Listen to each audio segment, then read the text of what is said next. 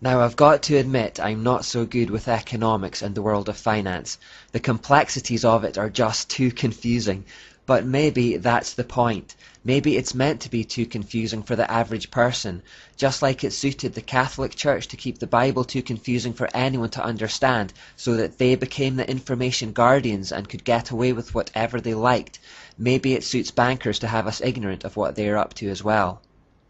Remember the quotation from the anonymously authored Silent Weapons for Quiet Wars, which said, "The bookkeeper can be king if the public can be kept ignorant of the methodology of the bookkeeping." In the next couple of parts, I want to highlight how our money markets and banking systems are far more manipulated than we might imagine, and that most things that happen within them happen by design, not by chance. In his book, The Coming Economic Armageddon, which I'd highly recommend, David Jeremiah writes about some puzzling things that happened in the aftermath of the economic crash that hit in 2009. He says that failed institutions such as Bank of America, JP Morgan, Citibank and Goldman Sachs managed to pay back their billions of dollars in bailout funds early. Then, amazingly, in the first quarter of 2010, not one of these banking giants posted a loss, a virtually impossible feat equivalent to 4 Major League pitchers each pitching a perfect game on the same day. How was such an astounding turnaround even possible? Was some kind of manipulation going on here? Some suspect it was a pre-planned event. He goes on to say, and then there is the strange case of the stock market flash crash miracle of early May 2010. If you're a market watcher, you may have experienced simultaneously apoplexy and angina as the stock market took a frightening bungee ride that Thursday. Call it panic buying, a plunge, a market correction, or some other euphemism, the Dow Jones posted its greatest intraday loss since the crash of 1987. After 2:30 p.m., in just 5 minutes, the Dow dropped 400 to 800 points. It went on to lose nearly 1,000 points in that precipitous dive. At 2:40 p.m., the descent stopped with a curious and startling upward jerk as if the bungee cord had reached its nadir and its rider was sent vaulting back up to the apex. By 3:40 p.m., the Dow had recovered 383.17 points, an almost miraculous recovery in less than an hour. A financial miracle? Maybe not. It would appear there might have been intervention by a behind-the-scenes committee. Again, this isn't my favorite subject, but the economy is so fundamental to what's happening in the world today that we need to cover it. Let's try to understand this a little bit by working through a timeline. Back during the French Revolution in 1790, a man called Mayer Rothschild lived in Frankfurt, Germany, which was the birthplace of the Illuminati, if you'll remember. It has been suggested that the Rothschild family were in fact the financial backers to Adam Weishaupt. The Rothschild family had become incredibly rich by lending money to royalty, particularly Prince William IX of Hesse-Hanau. They discovered that lending to governments and monarchies was far more profitable than lending to individuals. The loans were far bigger and they were secured against the taxes of the people, making them relatively risk-free. This practice gave Mayer Rothschild big ideas, and around that time he made the bold statement that if he could control a nation's money, he could control the nation, regardless of who the political leader was at the time. Just a year later, in 1791, he put his plans into effect by establishing the first bank of the United States. That bank was given a 20-year charter by the American government through a man called Alexander Hamilton, who had served in George Washington's cabinet. Mayer Rothschild also gave his son, Nathan, £20,000 to establish a central bank in London, England. This became known as the Bank of England. Another son, Jacob or James, was told to do the same in France. Another son, Kalman, set up one in Naples for Italy, and finally, Salomon was sent to do the same in Vienna. Remember John Robinson's word from Proofs of Conspiracy.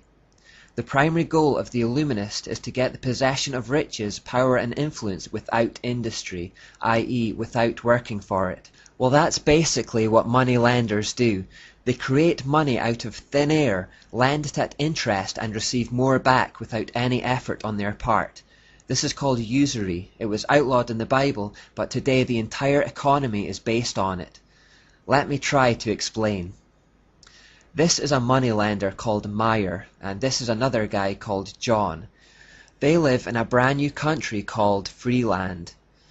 Meyer goes to the newly formed government of Freeland and asks to establish a central bank to issue the currency of the country. The central bank will be privately owned and run. The government agrees. Now John decides he wants to build a house here in Freeland, but no money exists yet, so he goes to Meyer, the central bank, and asks for 100 Freeland dollars to build it. Meyer gives him that $100 loan, which represents an immediate debt. That paper money basically says, you are in debt by this much. But on top of the $100, Meyer charges John a 10% interest rate which must be paid back over 10 years. That means that in total, John will have to work to pay back $158.40 over 10 years on the original principal debt of $100. The problem is, there's only $100 in circulation because that's all the Central Freeland Bank has printed. So how does John pay back $158.40 when there's only $100 in circulation? More money needs to be printed so that there's enough in circulation to cover the interest. So John goes back to the bank to ask them to print another $58.40 to loan him so that he can pay back the original debt. The bank conjures that $58.40 out of thin air and issues it to John, but at interest. They want 10% over 10 years on that money as well. So he's now in debt to the tune of $192.40. But there's only $158.40 in the system. So John goes back to ask for more to cover the shortfall again. They issue that at interest as well, and so on and so on. Under this system, there is never enough money in the system to pay off all debts. It keeps John in a perpetual state of debt to the bank. The only way he can meet his payments is if the bank issues more, which puts him further into debt. It's a spiral that grows exponentially and will eventually get out of control. John has to work harder and harder to generate more and more money without ever getting the benefit of it himself. The bank owns more and more of his labour, and more of his earnings are consumed by the repayments. Eventually John will fall into a state of exhaustion and will have to default on his loan, at which point the bank comes in and takes all his tangible assets, such as the house he has built and the land it sits on. So the bank has given out of this nothingness these pieces of paper or numbers on a computer screen that are worth nothing to John, and in return they have sucked up all his real, solid, tangible assets that have intrinsic worth. They have gained riches without industry, without working for it. In the process they have also made a slave out of John, who has worked all his days trying to keep up with repayments. They have been parasites on his life. They have been getting richer in the process and leaving him with less and less. That's effectively what is happening in the world today, except the government is a middleman between the bank and John being us, the people. Governments borrow money from privately owned central banks who charge them interest for the privilege. The governments are then instantly in debt, and because the debt has compound interest on it, they need the central bank to issue more money to cover that interest, which they do, also at interest, and the whole thing gets into a spiral. There is never enough money in the system, and there never can be. It was designed that way, because it means that way we can never be debt-free. Never being debt-free keeps us in slavery to the banks. The government then charges their citizens more and more tax to try and keep up with the interest payments to the banks. This means the citizens have to work harder and harder with less and less personal reward. With the sweat of their brow they generate goods and services to sell, only for increasing amounts of their income to be vacuumed up in taxes and debt repayments through the system to the central bank. The citizens become impoverished and enslaved, and the central bank grows wealthier and fatter. A two-tier system is created like that proposed by Plato. Those at the top get richer and the rest get poorer. In the meantime, as the debt spirals, we need to work more, sell more, generate more, consume more. Our businesses try to find new markets, expand into new territories, consuming and destroying more and more of the earth's resources on the way. People in the new markets might not need what we're selling, but we need to sell it to them, so we need to convince them that they need it. Consumerism and materialism spirals out of control. Adverts lie and tell us we need their thing to make us happy, and then when we buy it, they release a newer, better version a year later, and then they tell us we need that one instead. At times, the bank issues credit freely to encourage the spending spiral, and then, when they feel like it, when everyone is loaded with debt, they can contract the money supply, cause a depression in the economy which causes millions of citizens to default on home payments or car payments. All the stuff they've been buying but haven't really been able to afford. At which point the bank steps in and takes control of those hard, valuable assets, and the people are left in poverty.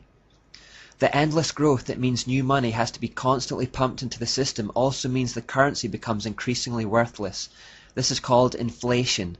A couple of generations ago, one parent could go out to work and provide more than enough for a family of 5. Today, 2 parents working sometimes barely cover the cost of living.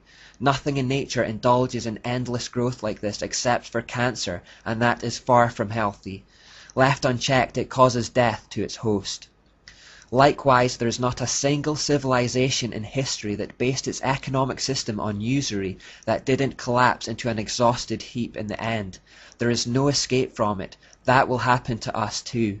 Our whole economic system is headed for a huge collapse, and when it does, the elite money men will step in to snap up the valuable resources and consolidate global assets in the hands of a few.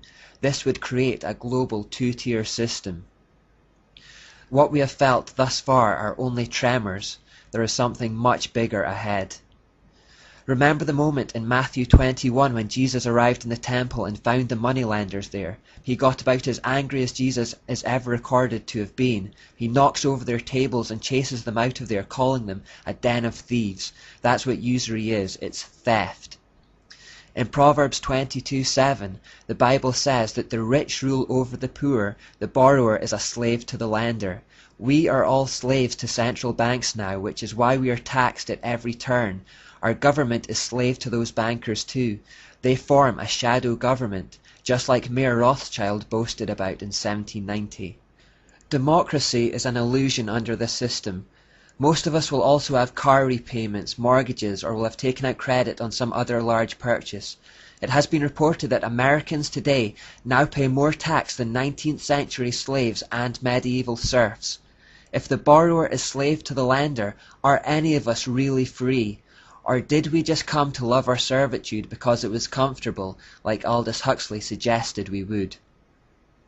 I've done my best to explain as far as I can understand, but like I said, economics isn't my forte at all.